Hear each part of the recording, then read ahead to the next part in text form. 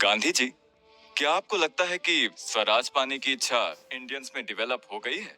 हाँ, जब कांग्रेस का जन्म हुआ था, तभी से आजादी और स्वराज की भावनाएं हिंदुस्तानियों में विकसित हो चुकी थी।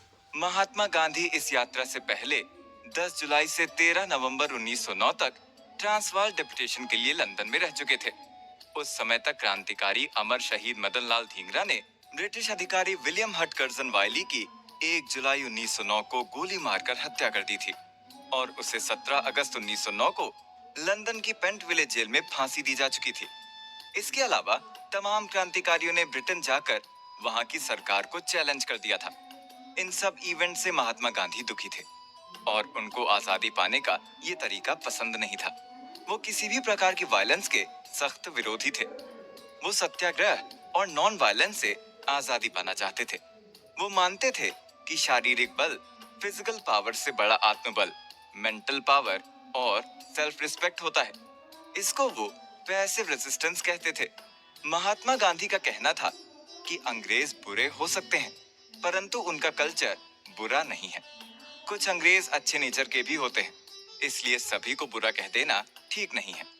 महात्मा गांधी के अनुसार भारत में अंग्रेजी राज्य आज मॉडर्न और ट्रेडिशनल कल्चर के बीच कॉन्फ्लिक्ट्स का प्रतीक है।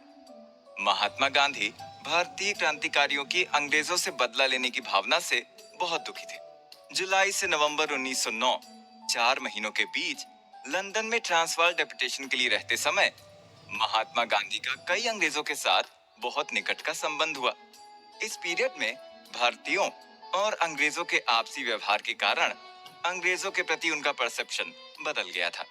महात्मा गांधी का कहना था कि इंडिपेंडेंस पाने के लिए हमको truth and non violence tool का सहारा लेकर प्रेम के साथ अंग्रेजों से बिहेव करके उनका दिल जीतना चाहिए, जिससे वो खुद ब खुद भारत से चले जाएं। वो किसी भी तरह की वायलेंस, फिजिकल या मेंटल वायलेंस या स्पिरिचुअल वायलेंस के खिलाफ थे।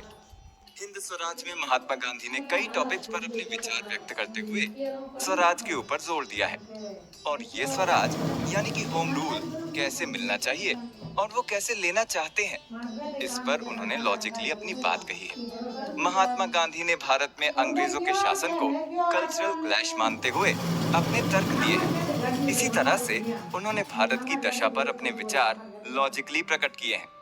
उन्होंने भारत में अंग्रेजों की सत्ता कायम करने के लिए अंग्रेजों से ज्यादा भारतीयों को ही जिम्मेदार माना है और अंग्रेजों के शासन से कैसे रिलीफ मिलेगी, इसके बारे में उन्होंने अपने लॉजिकल आइडियाज दिए हैं।